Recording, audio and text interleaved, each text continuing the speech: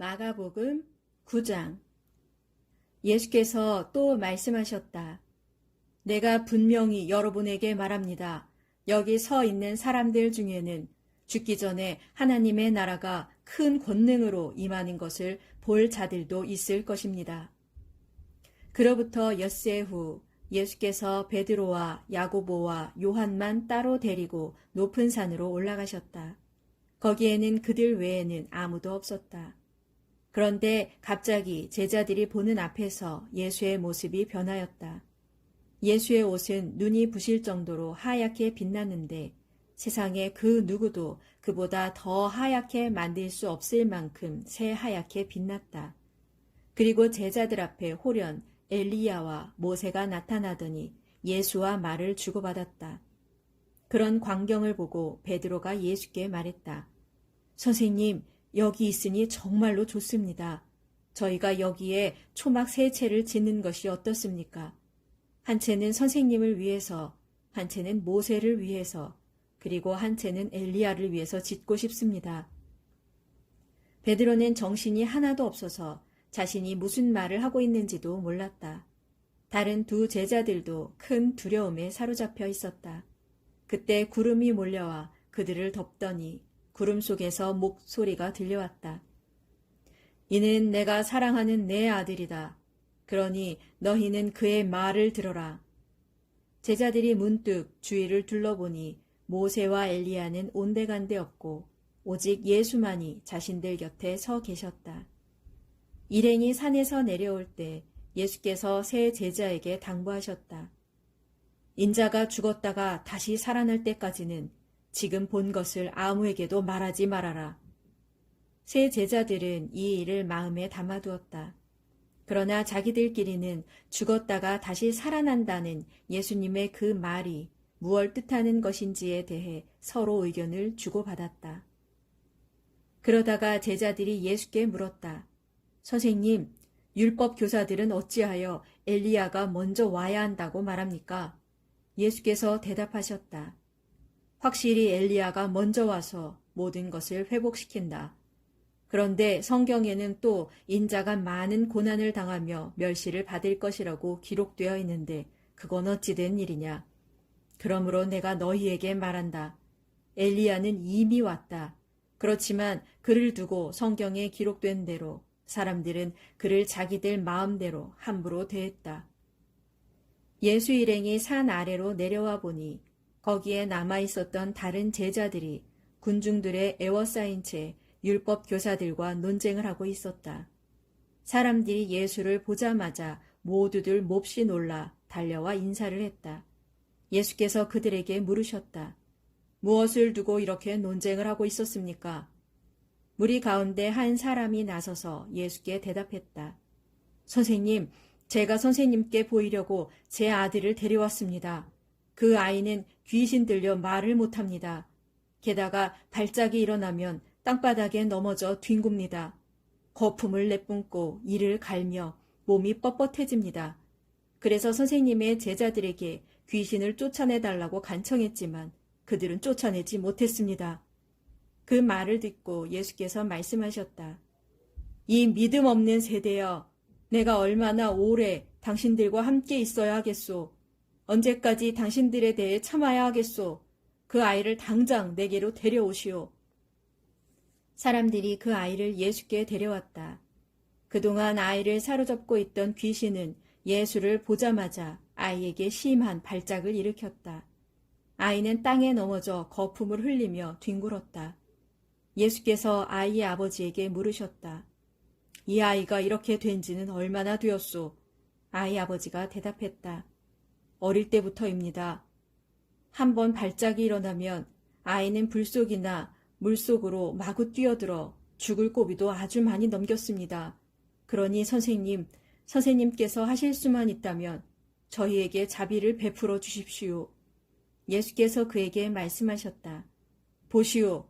하실 수만 있다면이라니 그게 무슨 말이오. 믿는 자에게는 모든 일이 다 가능하오.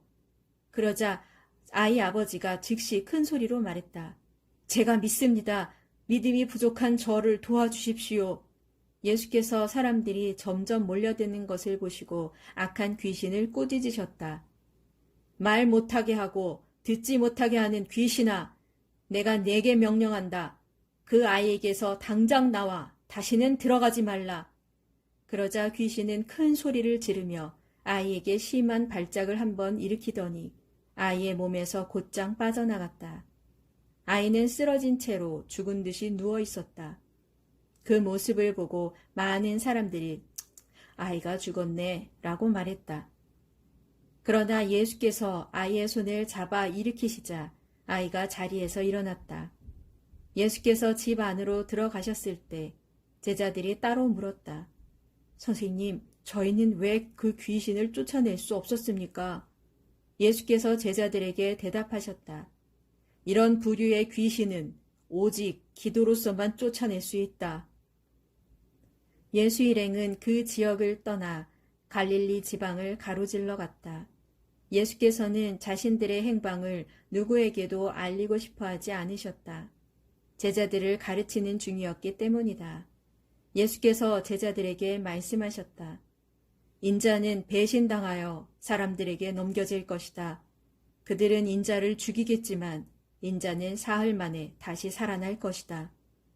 하지만 제자들은 그 말씀을 듣고도 깨닫지 못했다. 뿐만 아니라 그 말씀이 무슨 뜻인지 묻기조차 두려워했다. 예수 일행은 가버나움에 이르렀다. 어느 집 안으로 들어갔을 때 예수께서 제자들에게 물으셨다. 오는 도중에 너희가 무엇을 두고 그리 논쟁을 하였느냐? 제자들은 잠자코 대답을 하지 못했다. 누가 제일 높은지를 놓고 서로 다투었기 때문이었다. 예수께서 자리에 앉으신 후 12 제자들을 모두 불러놓고 말씀하셨다. 누구든지 첫째 가는 사람이 되려면 꼴찌가 되어 모든 사람을 섬겨야 한다.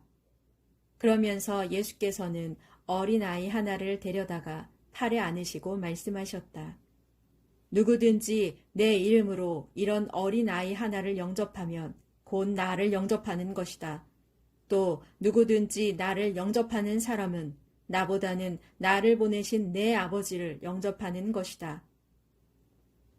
하루는 제자 요한이 예수께 말했다. 선생님, 어떤 사람이 선생님의 이름으로 귀신을 쫓아내는 것을 보았습니다. 그러나 그 사람은 우리 일행이 아니므로 우리가 그렇게 못하도록 막았습니다. 그러자 예수께서 대답하셨다. 아니다, 막지 말아라. 내 이름으로 기적을 행한 사람이 나를 쉬이 반대하지는 않을 것이다. 우리를 반대하지 않으면 그 사람은 곧 우리를 지지하는 사람이다. 내가 너희에게 분명히 말한다. 누구든지 너희가 그리스도의 사람이라고 하여 너희에게 물 한 잔이라도 대접해주는 사람은 반드시 보상을 받을 것이다. 그러나 나를 믿는 보잘것없는 사람 가운데 하나라도 죄를 짓게 하는 사람은 차라리 자기 목에 큰 맷돌을 달고 바다에 빠지는 편이 더 낫다. 내 손이 너로 하여금 죄를 짓게 하거든 차라리 그 손을 찍어버려라. 그렇게 하는 편이 멀쩡한 2 손을 가지고 영원히 꺼지지 않는 지옥의 불 속에 던져지는 것보다 더 낫다. 지옥에서는 그런 자들을 파먹는 구더기도 죽지 않고 불도 꺼지지 않는다. 또 네 발이 너로 하여금 죄를 짓게 하거든 차라리 그 발을 찍어버려라. 그렇게 하여 멀쩡한 2 발을 가지고 영원한 지옥의 불에 던져지는 것보다는 발 하나만 가지고 하나님 나라에 들어가는 편이 더 낫다. 지옥에서는 그런 자들을 파먹는 구더기도 죽지 않고 불도 꺼지지 않는다. 또 네 눈이 너로 하여금 죄를 짓게 하거든 차라리 그 눈을 빼어버려라. 그렇게 하여 2 눈을 가지고 영원한 지옥의 불 속에 던져지는 것보다는 애꾸눈이 되더라도 하나님 나라에 들어가는 편이 더 낫다. 지옥에서는 그런 자들을 파먹는 구더기도 죽지 않고 불도 꺼지지 않는다. 거기 지옥에서는 모든 이들이 소금에 절여지듯 불에 절여질 것이다. 소금은 본래 좋은 것이다. 그러나 소금이 짠맛을 잃어버린다면 그 소금은 아무 쓸모가 없다. 무엇으로써 그 소금을 다시 짜게 할 수 있겠느냐? 그러므로 너희도 심판 때에 지옥에서 불로 소금 절여지듯 하지 않으려면 이 땅에서 서로 소금 같은 구실을 하여 화목하게 지내도록 하여라.